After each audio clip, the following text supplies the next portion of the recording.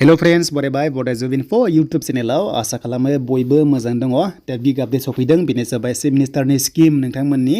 आत्मनिर्भर दा big update सफैबाय पजिटिभ आपडेट नोंथांमोननि अनलाइन एप्लाइ फाइनाल साबमिटनि स' लोगोफोर गोबाव खालामा जों थांगोन अफिसियेल साइटआव बिनि सिगां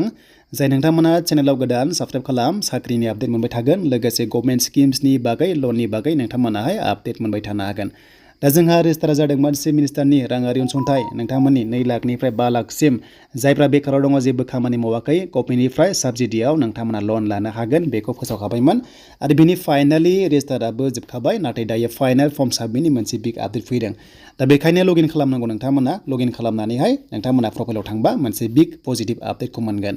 दा जोङो फार्स्टआव मा खालामगोन लगइनआव थुनाय लोगो लोगोनो नोंनि मबाइल नाम्बारजोंहाय जायनिखि नोंथांमोना रेजिस्टाराव होदोंमोन बेजों नायनो हायो नाथाय बिनि सिगां नोंथांमोना डाइरेक्ट मोनसे थांग्रोगोन बेनो जाबाय हम पेजाव थांना जोङो डिटेल्सखौ नायफिनसै स' दानिया जों फैबाय हमआवहाय देन बेयाव फैनाय लोगो लोगो बेबादि पेजआ अपेन जागोन एन्ड बेनिफ्राय नोंथांमोना मोनखादोंमोन जे जोंहा फार्स्टनि स्टेप 1आ जाबाय रेजिस्टार नोङो बबे ट्रेडआव लागोन जोंहा रेजिस्टार खालामदोंमोन दाखालि एन्ड बेनिफ्राय क्राइटेरिया ओरैबादि स्ट्रिक्ट खालामदों बैसोआ 28 इयार्सनिफ्राय 43 सिम जोंनि एसटी हिसाबै आरो फरायनाया क्लास 10 फेलनिफ्राय डिग्री पासआ 2 लाख बेनिफ्राय जायफ्रा आईटीआई दङ 3 लाख बेनिफ्राय डिग्रीआव नोंथांमोना जुदि प्रोफेशनेल कोर्सेस लानाय दङबा एमबीबीएसफोर बीडीएसफोर दङबा भेटेनारि फिसारिसनि एग्रिकालचार दङबा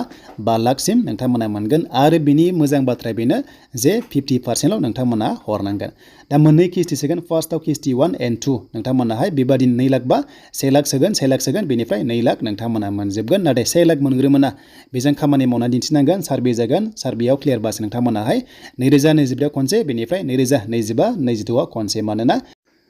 इलेक्शना जागोन 2026 एप्रिलनि खाथियाव स' बेखायनो बिनि सिगां खामानि मावगोन सरकारा थ' बेखायनो नोंथांमोना चान्सआ दं मोननायनि दा जायफ्रा रां मोनो मोजां खामानियाव बाहायनांगोन मोजां खामानि बाहायबासो नोंथांमोना साक्सेस जागोन नङाबा थ' नोंथांमोना रां मोननानै जानला मोनला इउज खालामबा नोंथांमोना साक्सेस जानाय नङा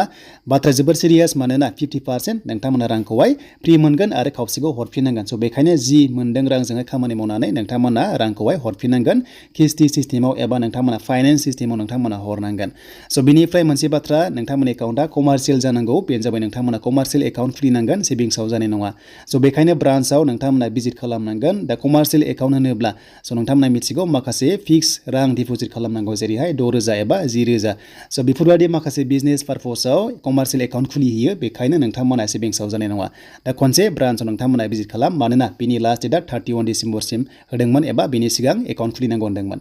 दानिया फैबाय जोङो रेजिस्टार प्रसेसआव थांनाय लोगो लोगो नोंथांमोननि मोनसे पजिटिभ आपडेट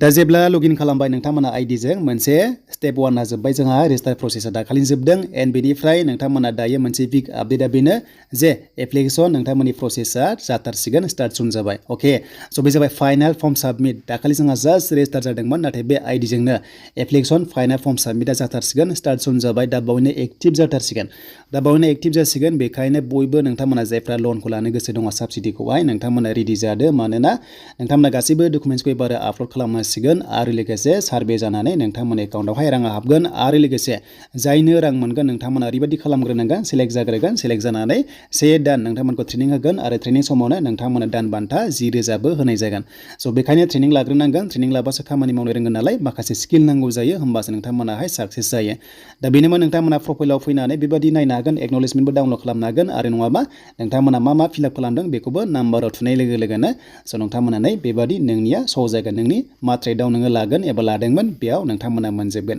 दा बेनो पजिटिभ आपडेटआ थाबैनो बिनि एप्लाइ लिंकआ एक्टिभ जाथारसिगोन